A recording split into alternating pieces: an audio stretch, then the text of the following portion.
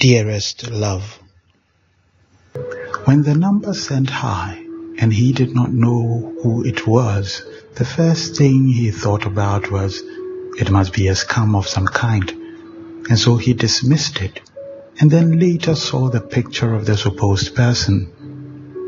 He looked at the lady in the picture wondering if he knew her, but no one came to mind.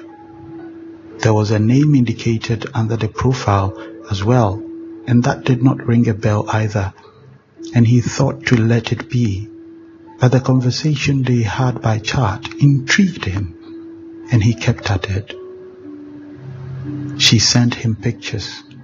She called him and talked to him, and she had the sweetest voice. For someone who had always been thinking of God sending him a bride made in heaven, he was now in second heaven, because it will only take a miracle for such a thing to happen.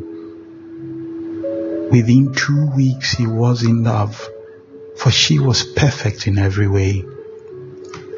She cared and loved and showed it by the chats and the calls, and he was indeed satisfied. He wanted to meet her, for he was ready to commit.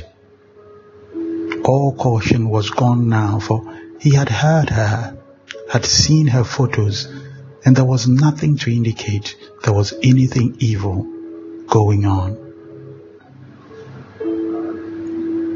They did not ask for money. They did not ask for anything. They just played him. When he reached the police station just 15 minutes from his house, he found 3 ugly guys sitting on a bench behind a counter. Maybe they were not that ugly if the bruises from the beatings they had received before they had been saved and brought to the police station were not there. On the many phones they carried was one with which they had used to chat and call him.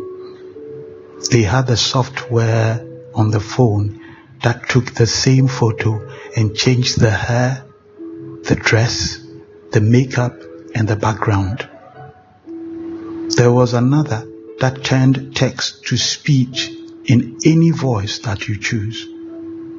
So all this while, he had talked with the woman of his dreams, but she was not a woman at all, but 3 men and a software.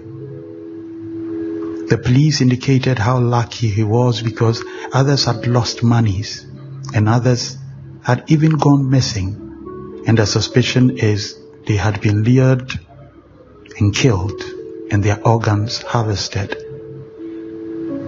The world we live in today, that we do not know what is real and what is not anymore. Not only in the physical, but in the virtual. Your life is precious, but most precious is your soul, and so take heed.